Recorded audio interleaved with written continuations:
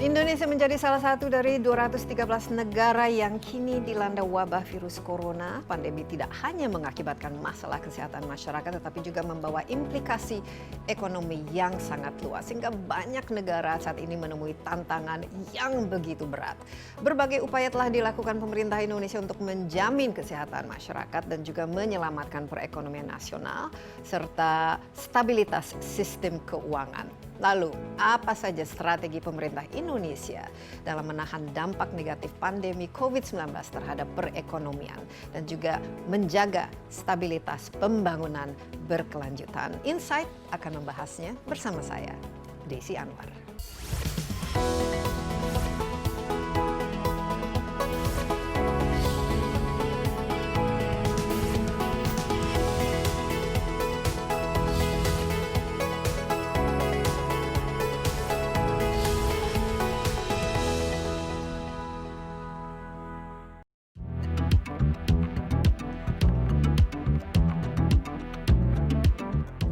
Dampak pandemi COVID-19 terhadap ekonomi nasional sudah terasa sangat besar. Bahkan laju ekonomi Indonesia di kuartal kedua tahun 2020 mengalami kontraksi sebesar 5,32% dibanding tahun 2019.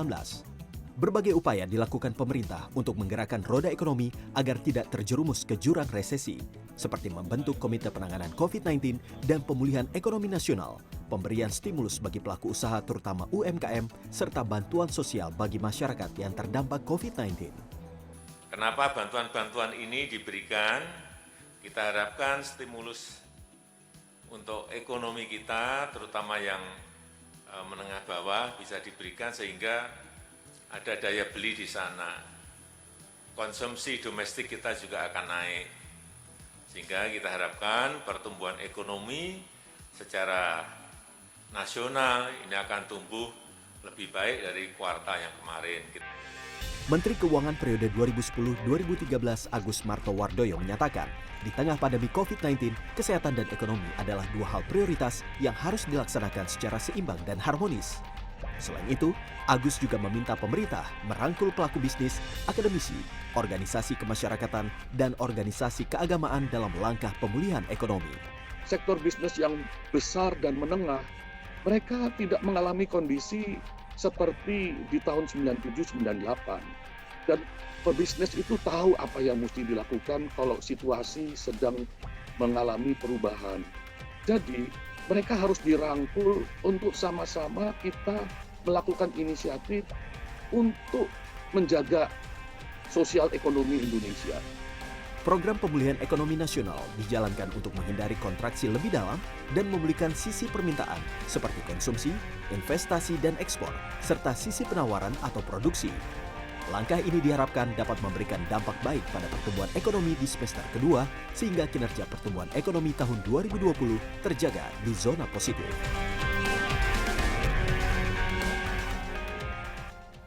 Ya, pemerintah telah menyampaikan RUU tentang APBN tahun anggaran 2021 dan nota keuangan untuk dilakukan pembahasan bersama DPR pada tanggal 14 Agustus yang lalu. Tahun 2021 menjadi masa yang penting dalam proses akselerasi pemulihan ekonomi nasional dari dampak pandemi COVID-19. Sekaligus menjadi momentum untuk melanjutkan transformasi ekonomi menuju negara maju. Lalu bagaimana upaya pemerintah Indonesia untuk menahan perekonomian dari penurunan yang lebih dalam dan juga mempercepat pemulihan ekonomi? Sudah bergabung bersama saya melalui aplikasi Zoom Menteri Keuangan Sri Mulyani Indrawati. Halo Bu Ani, apa kabar Bu Menteri? Pasti sibuk sekali. Ya, kita sekarang melakukan social distancing lewat Zoom. Nah, ini sudah ada RAPBN untuk 2021 Mbak Ani, kelihatannya cukup dibanding dengan sekarang cukup optimis. Pertumbuhan diperkirakan akan antara 4,5 sampai 5,5%. Tapi perjalanan ke sana pasti masih panjang. Nah, kita tentu saja ingin mengetahui strategi ke depan seperti apa. Tapi sebelumnya, how do you rate the current health of our economy? Bagaimana kesehatan perekonomian Indonesia? Kita pernah dulu tahun 1998 karena faktor eksternal juga memasuki krismon, tahun 2008 karena faktor eksternal subprime juga memiliki krismon. Bagaimana kita sekarang dibanding dengan dua krisis perekonomian atau krisis finansial yang sekarang ini? Ya, terima kasih Desi. Sebetulnya kalau kita bandingkan dengan dua krisis sebelumnya, 97-98 dan 2008-2009, tentu triggernya berbeda. Kalau tahun 97-98 adalah contagious yang berasal dari tadinya negara Thailand, Korea, dan kemudian ke kita. Dan juga itu driven by pertama kali karena adanya perubahan nilai tukar karena Indonesia waktu itu masih mengadopsi nilai tukar yang tetap atau fix. Yang kemudian karena adanya tekanan yang sangat berat, tidak bisa lagi dipertahankan, maka kemudian nilai tukarnya diambangkan dan terjadi koreksi yang sangat dalam. Ini yang kemudian men-trigger krisis di sektor perbankan dalam bentuk NPL, dalam bentuk non-performing loan, dan kemudian juga dari sisi jumlah dari utang-utang dari luar negerinya meningkat karena nilai tukar dari mata uang asing meningkat sangat tinggi. Nah, itu yang terjadi 97-98. Jadi purely nilai tukar exchange rate yang kemudian masuk contagious menjadi masalah perbankan dan keuangan, kemudian menjadi masalah ekonomi, sosial, politik. Tahun 2008-2009 Lehman Brothers itu adalah juga lembaga keuangan di Amerika yang mengalami kebangkrutan yang kemudian terjadi menjadi sistemik di Amerika. Namun ripple efeknya sampai ke Indonesia dalam bentuk lagi-lagi tekanan terhadap nilai tukar, terhadap surat berharga negara waktu itu, dan juga dari sisi capital outflow terjadi. Nah, tahun ini yang terjadi adalah krisis yang di-trigger oleh masalah kesehatan, COVID, dan masih berlangsung. Artinya, penyebab utamanya adalah ada ancaman terhadap kesehatan dan jiwa manusia kalau mereka saling berinteraksi secara fisik. Makanya kita hari ini pun interview melalui Zoom, karena kita tidak melakukan interaksi secara fisik.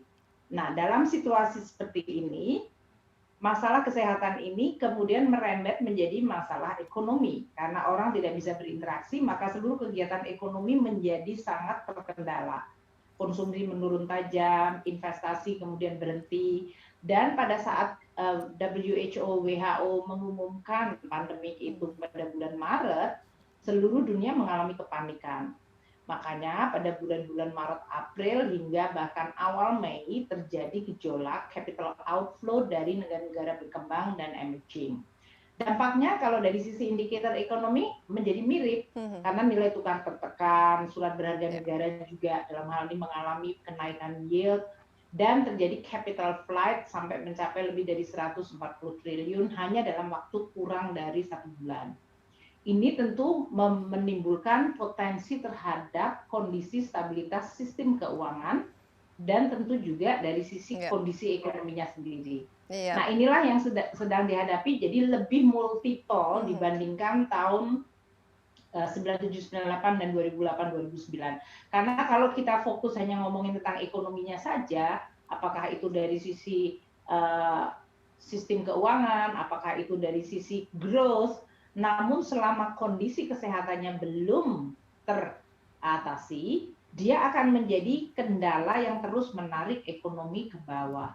Inilah yang mungkin menjadi tantangan yang jauh lebih rumit dibandingkan pada masa krisis sebelumnya. Karena krisis sebelumnya kita fokus memperbaiki dari neraca keuangan, kemudian kita membuat counter cyclical, maka terjadilah reaksinya yaitu dari sisi kegiatan ekonomi kemudian mulai meningkat lagi. Kalau sekarang diberikan counter cyclical selama orang tidak berinteraksi, ya kegiatan ekonominya akan mengalami tekanan. Ini yang menjadi tantangan yang jauh lebih rumit. Iya, Mbak Ani, ini jadi berarti ada implikasi terhadap jangka waktu untuk pemulihan. Taruhlah misalnya kalau vaksinnya itu baru ditemukan tahun depan, dan ini bisa lebih lama atau bisa lebih cepat ini. Ada yang mengatakan ini mau bisa V, ya, bouncingnya, atau U, atau L. Ini kira-kira bagaimana untuk prospek Indonesia ke depan? Kalau situasinya hanya technical ekonomi, biasanya sesudah mereka mengalami kontraksi lebih mudah atau posibilitasnya untuk merecover dalam bentuk pemulihan ekonomi dengan growth yang relatif tinggi itu bisa terjadi. Namun karena penyebabnya adalah kesehatan, maka selama interaksi manusianya tadi tidak bisa dikembalikan dalam situasi normal tadi yang disebut subject to vaksin, subject to apakah ada disiplin sosial sehingga penyebaran tidak makin meningkat sehingga kemudian terjadi kenaikan jumlah pasien, yang kemudian menjadi tekanan terhadap rumah sakit. Ini semuanya akan menjadi bayang-bayang atau menjadi faktor penekan kembali.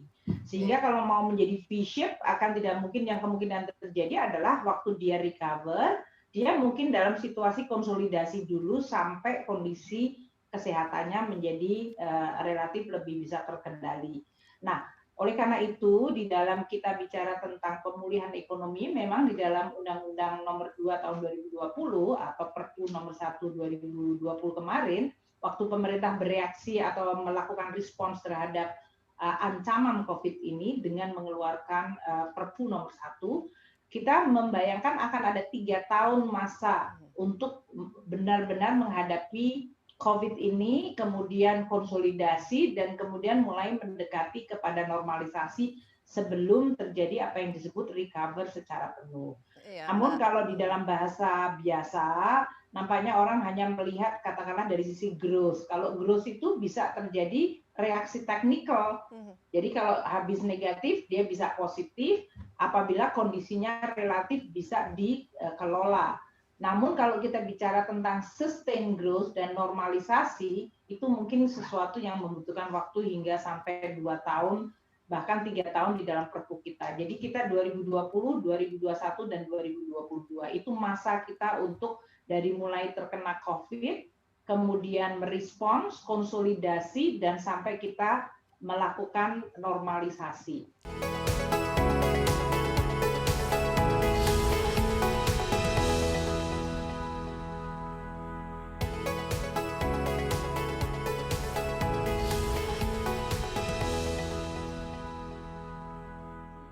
Mbak Ani, jadi untuk era APBN 2021 ya ini pasti kan 4,5 sampai 5,5%.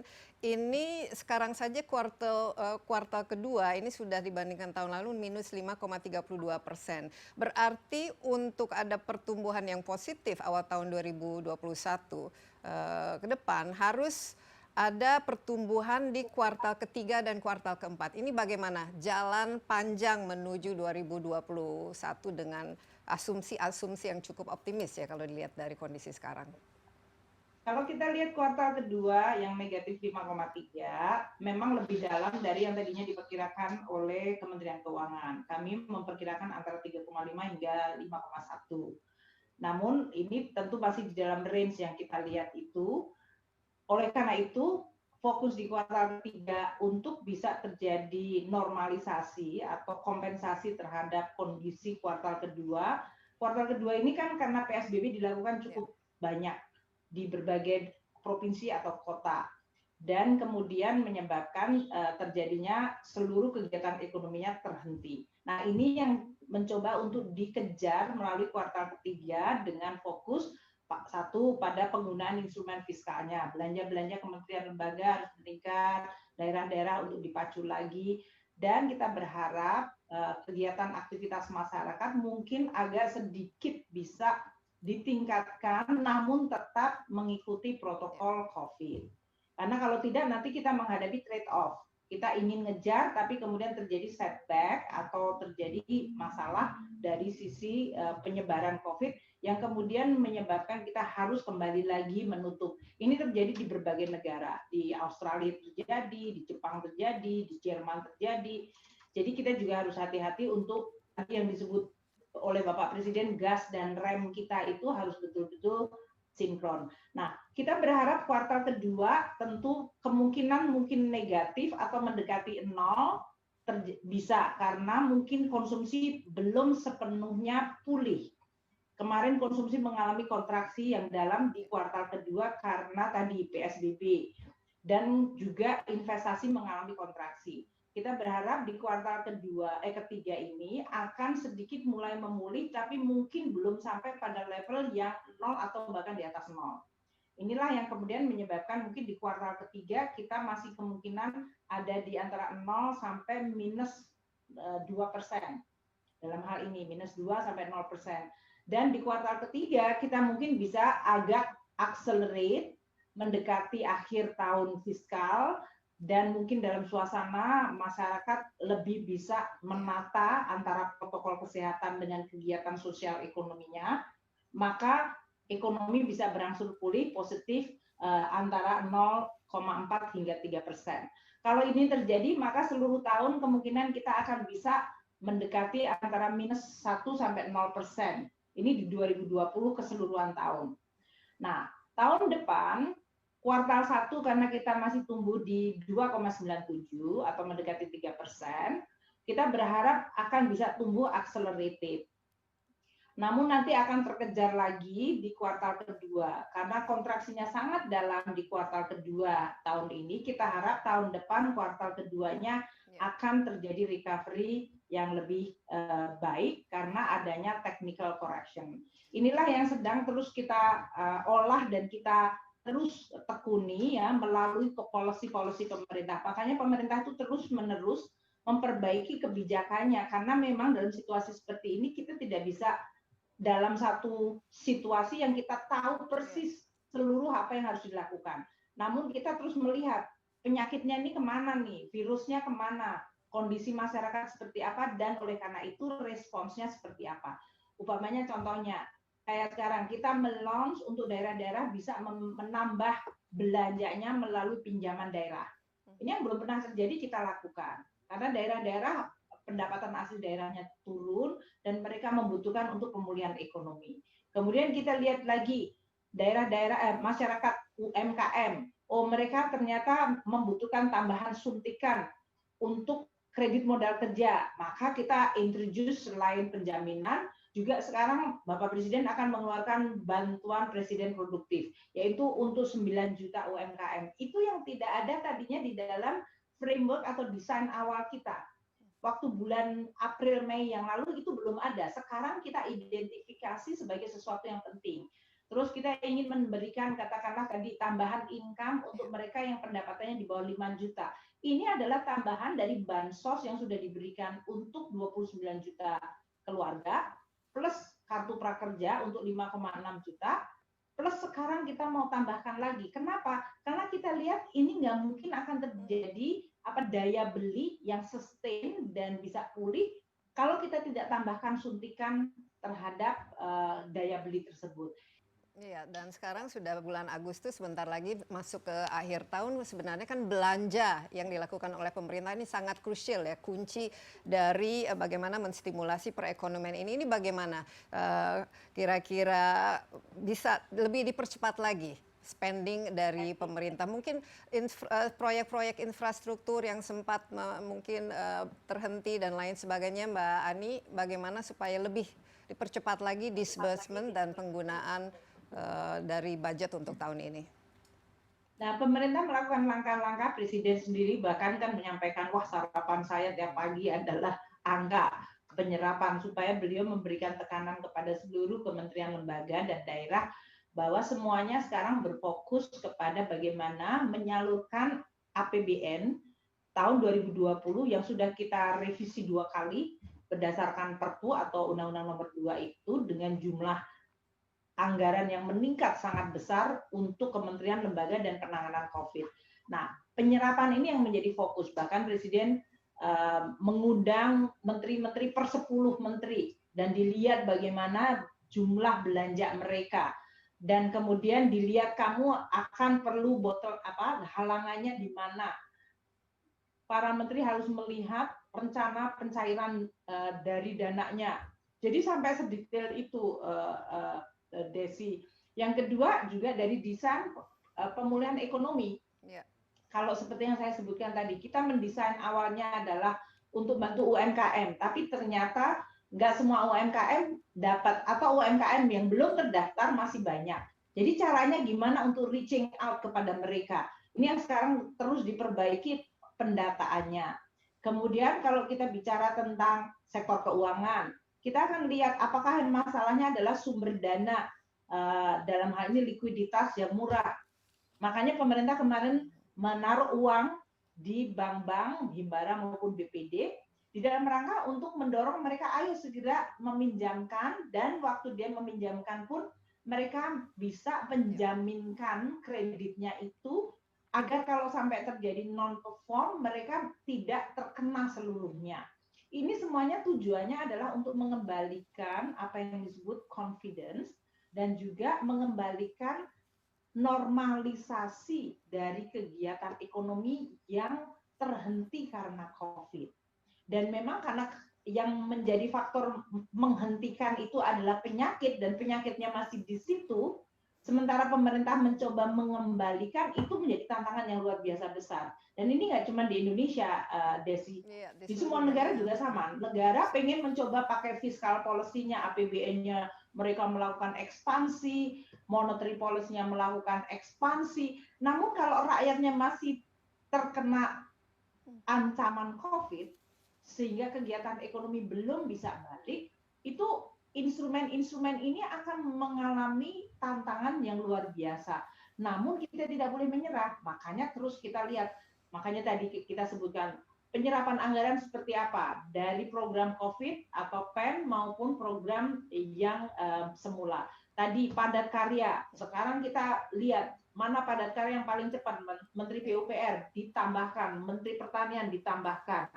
Kemudian program-program infrastruktur yang dari Menteri PUPR kemarin ditunda karena kita memang karena masalah COVID dan karena shifting anggaran fokusnya ke COVID, maka tahun 2021 nanti dinaikkan secara sangat signifikan untuk mengejar yang tadi ditunda tadi dan untuk membangun infra yang baru.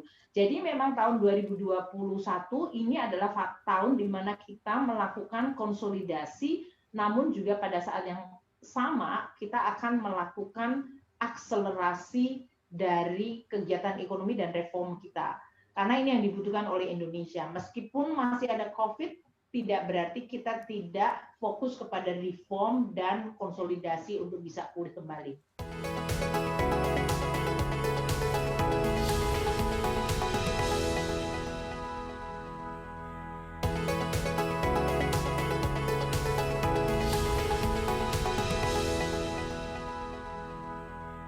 Mbak Ani, kalau kita lihat kan selama ini growth atau pertumbuhan di Indonesia itu sangat tergantung kepada konsumsi ya, sama household spending ya. Dan kita lihat ini ya lebih dari 50% ya biasanya. Dan kita lihat ini kan sangat turun tajam.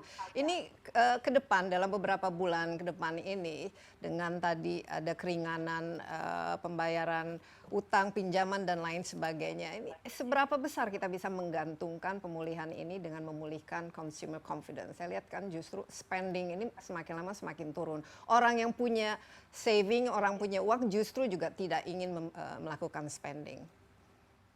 Ya, pertama tentu kalau kita lihat consumer confidence, terutama pada bulan Juni dan Juli, itu jauh lebih positif dibandingkan situasi Maret-April atau Maret-April-Mei lah.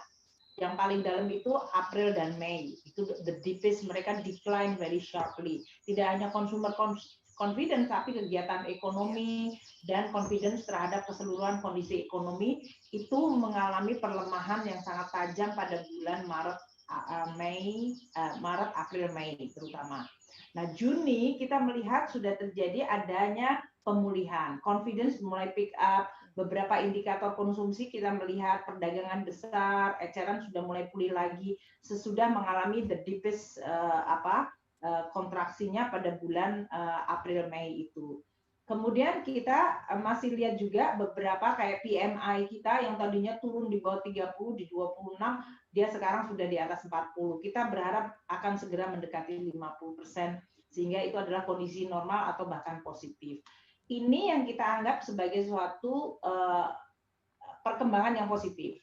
Dan oleh karena itu, tadi yang saya sebutkan, di kuartal ketiga ini, pemerintah fokus menggunakan instrumen fiskalnya secara maksimal, tujuannya supaya masyarakat melihat, oh ternyata nih kondisinya sekarang sudah relatif kita bisa melakukan aktivitas. Makanya kegiatan-kegiatan seperti traveling, perjalanan dinas, beberapa menteri sudah melakukan perjalanan dinas, atau melakukan kegiatan di berbagai tempat outdoor, itu tetap dilakukan supaya mulai, oh ada nih aktivitas yang bisa dilakukan namun tetap aman terhadap COVID. Kita juga melakukan aktivitas untuk kampanye kepada masyarakat mengenai pentingnya apa yang disebut protokol kesehatan ini. Sehingga kalau masyarakat dari sisi edukasi terhadap pentingnya protokol COVID ini, kita memungkinkan untuk segera ngegas lagi tanpa harus ngerem terlalu cepat karena masyarakat bisa mengkombinasikan kegiatan ekonomi Ya. dan sosialnya dengan tetap aman terhadap protokol kesehatan. Mbak Ani, memang ini berbeda ya dibanding tahun 97 dan 2008 karena ini aspek kesehatannya itu sangat penting, tapi saya lihat itu justru dampaknya itu bisa jauh lebih parah secara jangka panjang karena di sini kita lihat saja sudah banyak sekali yang orang kehilangan pekerjaan, ini bisa mungkin sampai berapa 10 juta ya pada akhir tahun, dan juga banyak sekali bisnis-bisnis yang gulung tikar, dari sektor informalnya juga banyak sekali mereka kehilangan mata pencarian, belum lagi yang jatuh miskin dan membutuhkan bantuan. Ini prioritas untuk tahun 2021 untuk membantu ya. Saya lihat untuk spending COVID tahun 2021 juga masih ada ya sekitar 390-an triliun yang difokuskan untuk pemulihan ekonomi nasional. Mbak Ani, ini bagaimana prioritas yang khusus untuk itu? Pemulihan, Jadi menciptakan kalau kita lapangan lihat kerja. di tahun ini, di mana belanja kita untuk penanganan COVID, baik di kesehatan dan non-kesehatan, itu 695. Itu extraordinary, karena tadi seperti kesehatan saja naik ke 87 Ya. triliun lebih untuk additionality-nya ya dalam hal ini. Nah, kalau kita lihat dari sisi belanja di tahun 2021, seperti saya sebutkan tadi, kita punya waktu 3 tahun, 2021 itu masih dalam transition. Jadi memang kondisi COVID masih akan mendominasi, namun tidak sebesar seperti tahun 2020. Ada pergeseran, umpamanya belanja untuk antisipasi vaksin. Itu sudah kita lakukan untuk tahun ini maupun tahun depan. Kalau tahun ini kita kan betul-betul fokusnya upgrading kapasitas rumah sakit, pengadaan APD, bahkan research mengenai ventilator waktu itu penemuan. Karena kita harapannya adalah masyarakat waktu mereka belum siap banget dan terkena COVID, fasilitas kesehatan kita mampu menanganinya atau tenaga-tenaga kesehatannya mampu menanganinya. Dan inilah yang kita usahakan di 2020. 2021 tentu dengan upgrade rumah sakit sudah terjadi di lebih dari ratusan rumah sakit, 132 plus rumah sakit yang di bawah Kementerian Pertahanan, rumah sakit di bawah Polri, itu semuanya dimaksimalkan dari sisi kapasitasnya.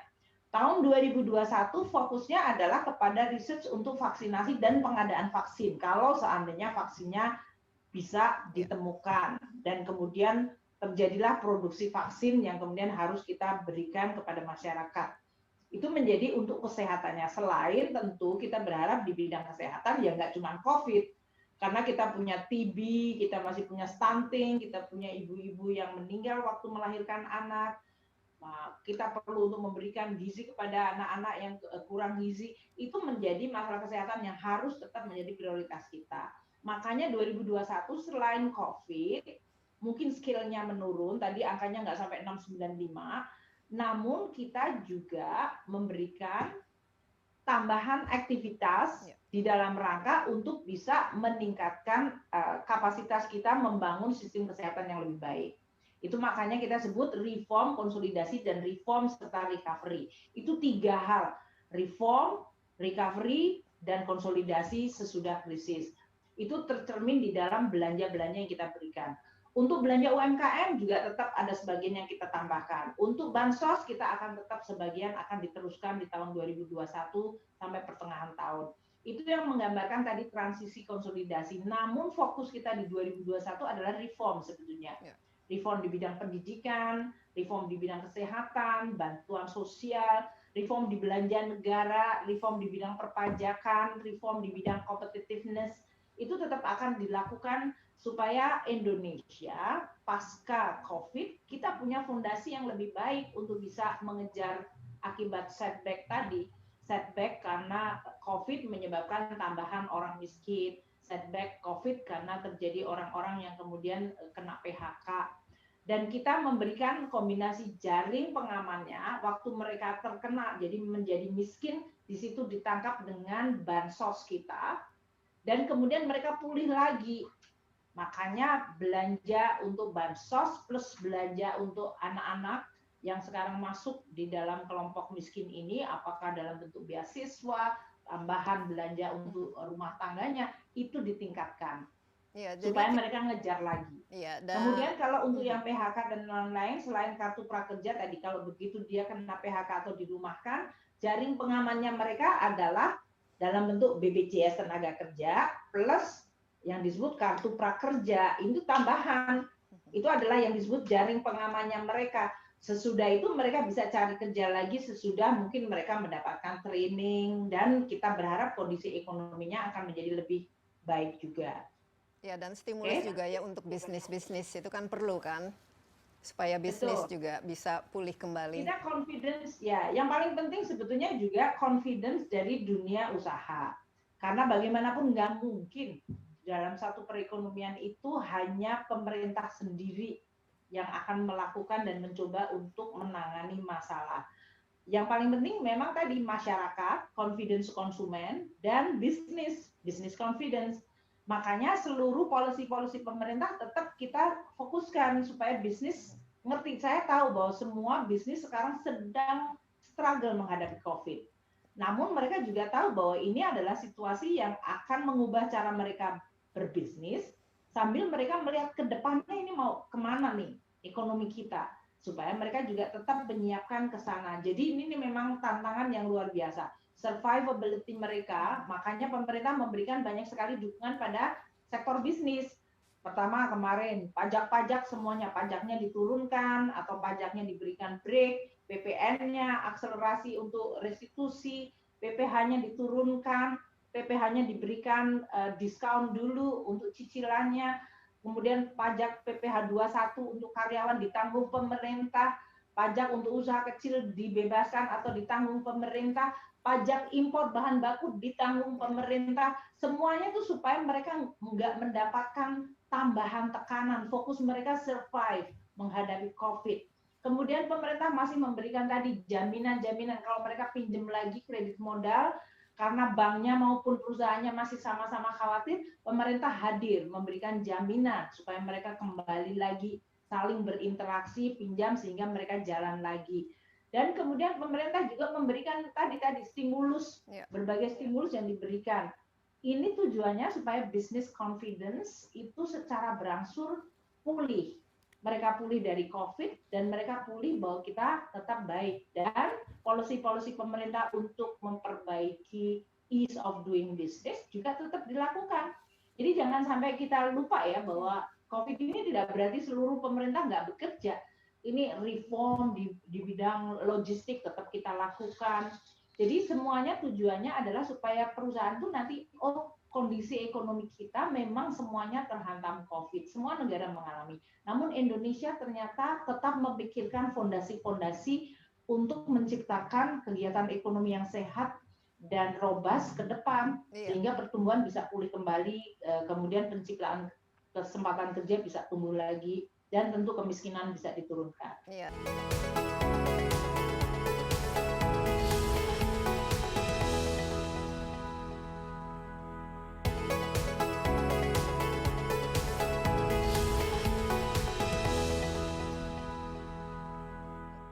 Lebih ke jangka panjangnya lagi, Mbak Ani, bagaimana kalau kita bicara mengenai flattening the curve, bagaimana flatten the curve of the debt? Ini berarti kan nanti harus ada sumber-sumber pendapatan yang harus lebih lagi supaya kita tidak terlalu dibebani dengan beban utang dan defisit ini. Dan kira-kira berapa lama ini sebelum kita kembali ke 3% atau di bawah 3% defisit? Undang-Undang nomor 2 yang merupakan Perpu nomor 1 2020, Undang-Undang nomor 2 tahun 2020 karena sudah ditetapkan oleh DPR, itu menyebutkan kondisi keuangan negara yang terkena akibat COVID ini dideklarasikan 3 tahun yang membolehkan defisit di atas 3%.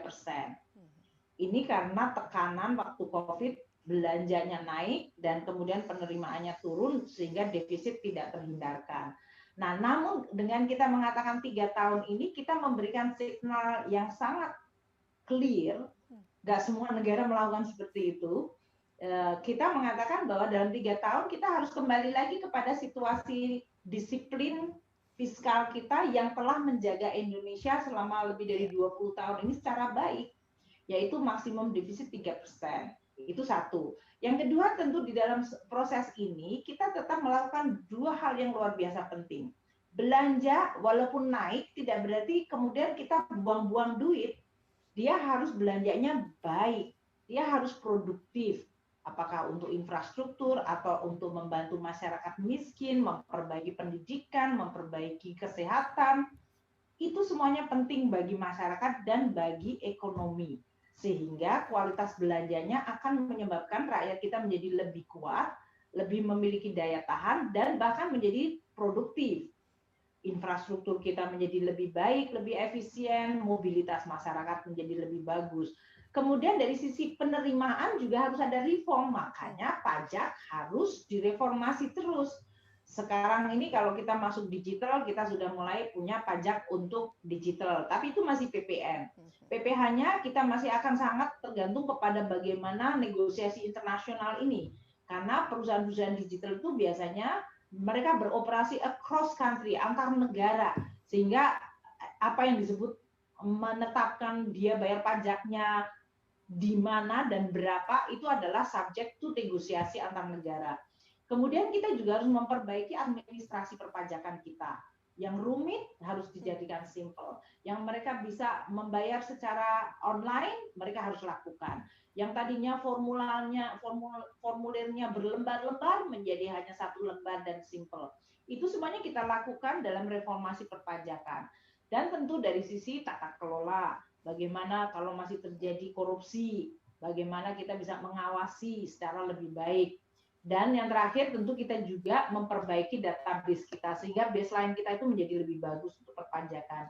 Polisi-polisi perpajakan kita ada yang diberi perkecualian, ada yang dibebaskan, ada yang harus bayar pajak lebih tinggi. Itu semuanya perlu untuk kita tata lagi. Dan ini adalah salah satu yang menjadi fokus kita di dalam reform perpajakan kita.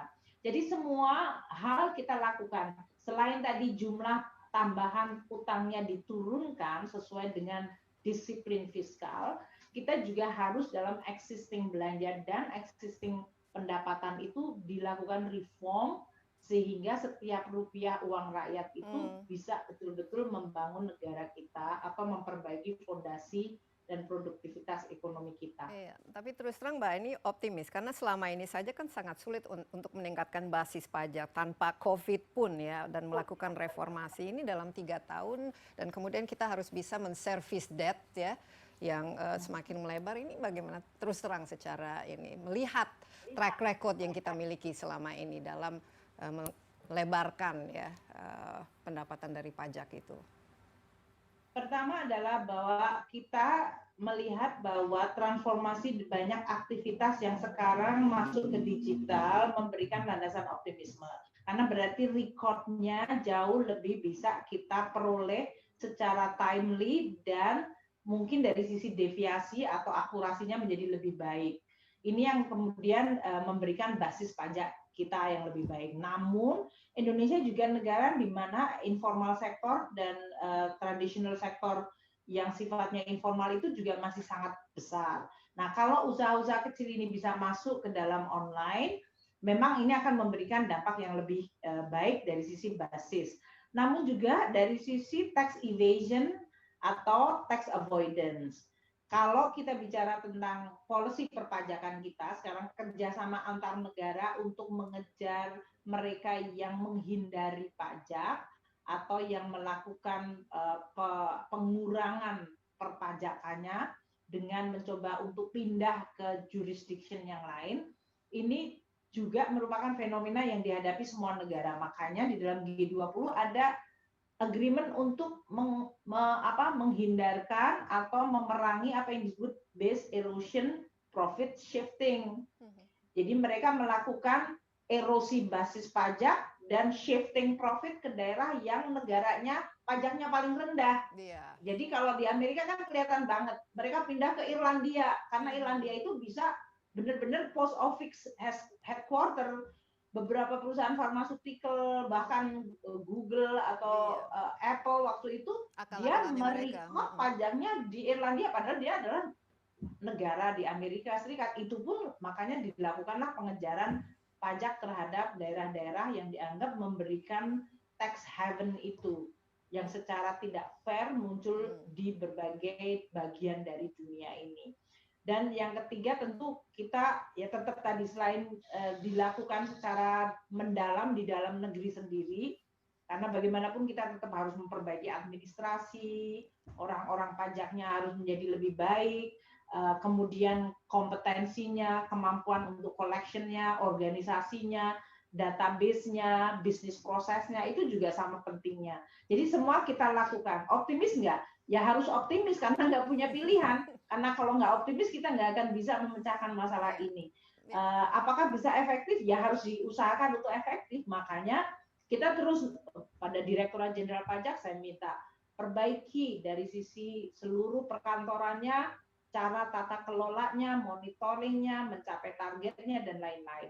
Namun saya juga ingin menyampaikan kita juga butuh semuanya mendukung, karena kadang-kadang masyarakat kita ya menganggap bahwa pajak itu bukan urusan mereka gitu, atau mereka menganggap oh saya terlalu miskin untuk bayar pajak. Padahal kalau miskin ya memang nggak bayar pajak, tapi kalau Anda punya pendapatan di atas kena pajak, ya Anda harus bayar pajak dan harusnya dibuat secara adil. Jadi saya membutuhkan tentu dukungan dari masyarakat, dunia usaha, bahwa ini adalah suatu tugas untuk kita semua, bukan karena saya hobi ngumpulin pajak, tapi ini kebutuhan Tapi untuk memang pajak Indonesia penting, ke depan. ya. Untuk membiayai ini semua kan memang pajak sangat penting ya, Mbak Ani. Ini memang momentum saya lihat untuk ya rebooting ya. Kalau kita bicara tadi mengenai digital, salah satu yang naik daun istilahnya pada masa COVID ini adalah digital ya, di mana yang lain turun, misalnya pariwisata dan lain sebagainya dari segi yang aspek yang berkaitan dengan kesehatan, dengan digital itu meningkat.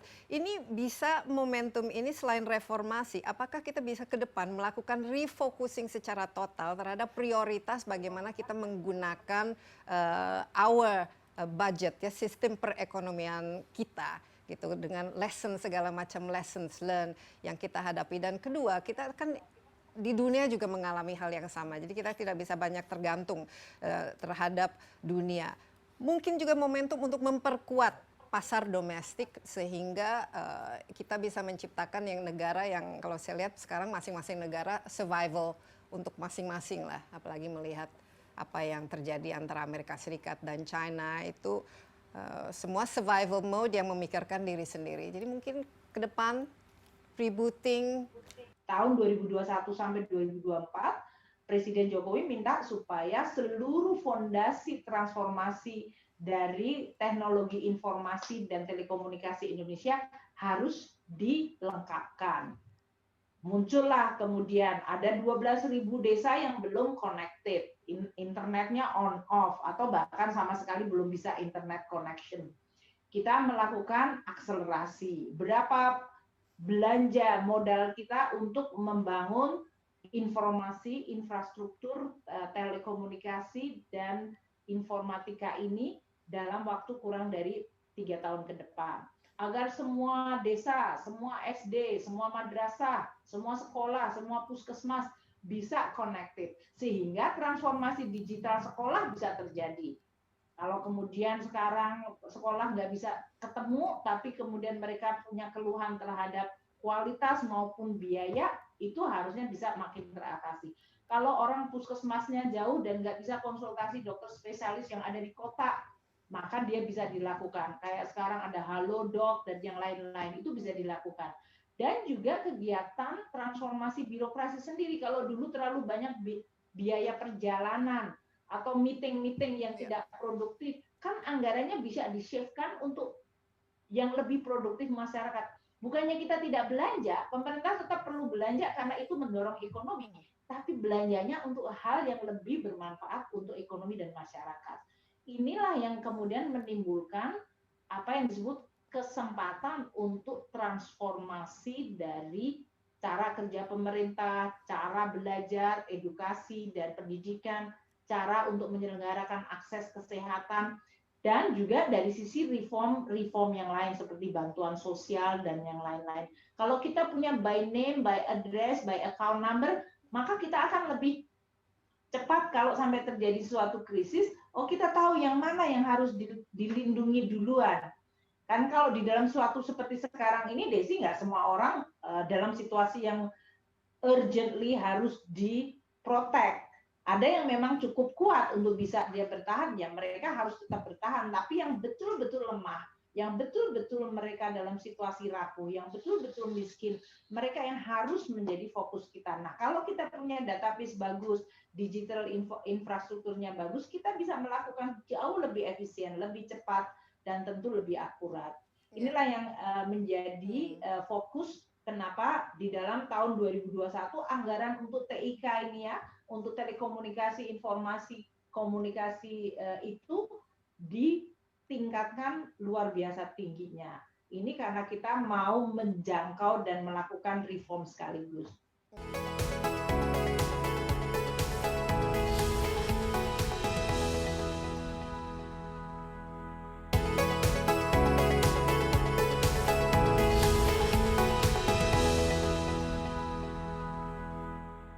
Mbak Ani, saya mau sekarang perspektifnya Mbak Ani ya. Ini mungkin secara pribadi juga bisa. Kita kan lihat bahwa banyak sekali negara-negara sekarang yang mungkin mulai memprotes mengenai social distancing, lockdown dan lain sebagainya. Bagaimana menurut Mbak Ani ya pemerintah secara keseluruhan bukan saja di Indonesia menangani COVID ini yang memang ini virus yang masih belum terlalu banyak dipahami. Tapi apakah misalnya PSBB, lockdown dan lain sebagainya itu sebenarnya kalau kita melihat langkah yang tepat Mbak Ani, apalagi karena hasilnya, resultnya, dampaknya jutaan kehilangan pekerjaan, bisnis yang bangkrut, anak-anak tidak mendapat edukasi dan lain sebagainya. Sementara angka COVID-nya itu sendiri juga semakin lama semakin meningkat. It's just mungkin a philosophical question ya, pertanyaan filosofis. Apa betul begitu langkahnya sebenarnya? Ini hindsight ya melihatnya. Aja hampir 100 tahun yang lalu ya. Desi, dan ini kan global, sebetulnya threat-nya itu global karena memang ini pandemic. It is the global people atau ekonomi atau country semuanya menghadapi masalah yang sama.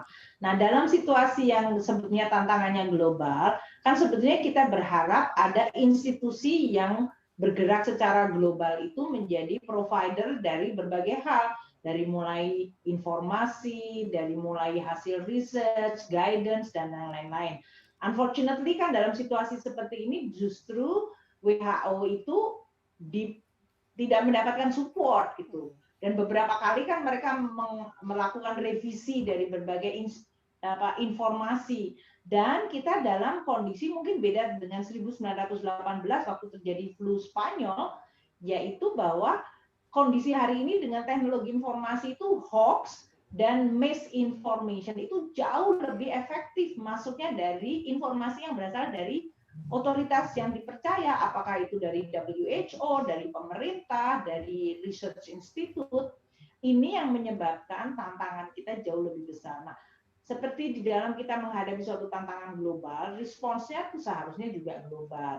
Coba sekarang kita lihat race untuk mendapatkan vaksin. Ini kan berbagai negara berlomba-lomba untuk menguasai vaksin. Sehingga mungkin negara-negara tertentu yang lebih advance nanti akan dapat vaksin semuanya, sementara negara-negara nanti yang miskin tidak akan dapat. Dan ini akan menjadi suatu tragedi dunia lagi. Karena saya pernah kerja di Bank Dunia, saya merasakan betul kalau ada negara-negara yang miskin itu dia nggak mendapatkan akses kesehatan seperti vaksinasi, dia nggak punya uang, dia nggak punya pasar. Dan ini yang akan menjadi sesuatu yang selama 20 tahun terakhir di mana sebetulnya dunia itu memiliki progres cukup baik dari sisi pengurangan kemiskinan, itu ternyata tidak bisa di momentumnya dijaga.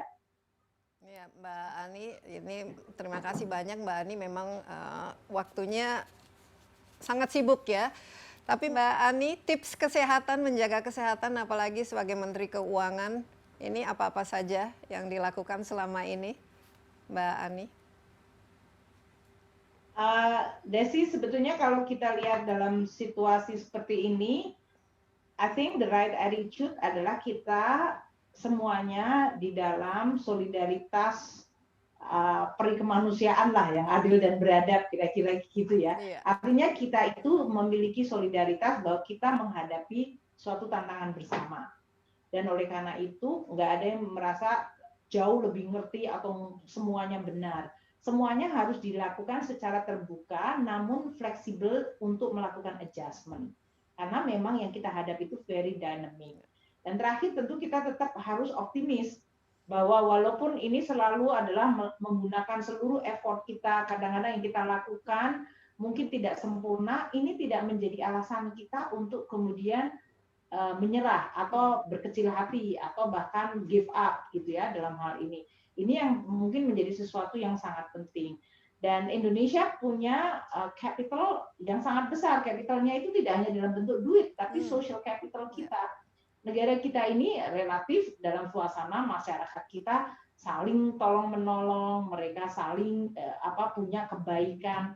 Itu tuh penting sekali karena ini bukan masalah ekonomi angka saja, ini juga bukan masalah penyakit yang kita lihat di bawah mikroskop terus kita suntik. Ini juga interaksi sosial dan interaksi masyarakat dan dunia usaha. Kalau semuanya saling memberikan dukungan, saya rasa confidence itu bisa kita saling suntikkan gitu sehingga kita juga akhirnya jauh lebih fokus dan jauh lebih efektif di dalam menghadapi ketidakpastian ini. Dan saya yakin ya, seperti yang pernah terjadi dalam histori itu, kita transisi dan situasi itu sebelum membaik memang memburuk dulu. Namun pada saat kondisinya downturn tidak berarti kita nggak punya perspektif ke depan.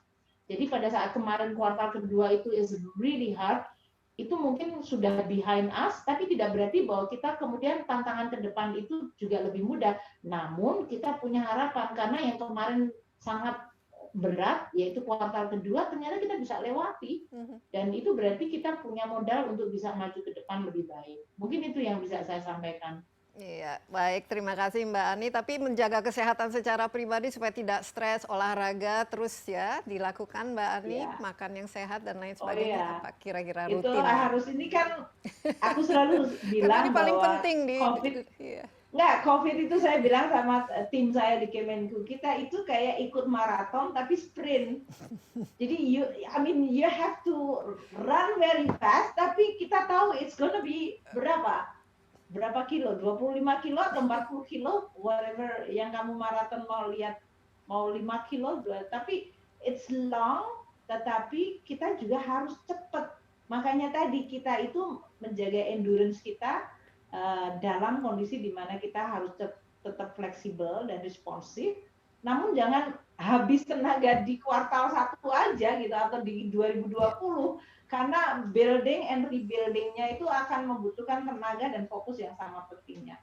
Mungkin itu. Jadi vitalitas kita tetap dijaga, Kak. Kalau secara pribadi ya makan yang cukup, istirahat cukup, hatinya dijaga supaya lebih tenang gitu. Walaupun kita tahu bahwa tekanannya sangat luar biasa, pikiran kita juga dijaga positif aja. Desi, saya rasa itu yang paling penting buat kita semua. Iya, terima kasih banyak Mbak Ani. Jaga kesehatan selalu ya, nih Mbak Ani. Ini kita sangat andalkan ya untuk menavigasi ini ke depan kita supaya Indonesia bisa bangkit kembali secara kesehatan dan secara ekonomi. Sekali lagi, Bu Menteri, terima kasih banyak atas waktunya. Terima kasih Desi, have a nice day. Ya, you too. Bye-bye. Iya, demikian insight kali ini dan sangat penting, sangat menarik dan kita harapkan juga semua rencana Indonesia untuk memulihkan kembali perekonomiannya itu bisa terwujud. Tentu saja ini memerlukan kerjasama kita semua, memerlukan kedisiplinan juga untuk memastikan bahwa kita bisa melewati masa-masa ini dengan tetap optimis, tetap bekerja keras dan juga tentu saja disiplin, dan yang paling penting adalah taat ya terhadap protokol kesehatan, jaga jarak, pakai masker, sering cuci tangan dan menjaga supaya kita semua tetap sehat. Demikian Insight with Desi Anwar kali ini. Jangan lupa Anda juga dapat menyaksikan tayangan ini di cnnindonesia.com dan di YouTube CNN Indonesia. Insight with Desi Anwar. Sampai jumpa dan stay safe.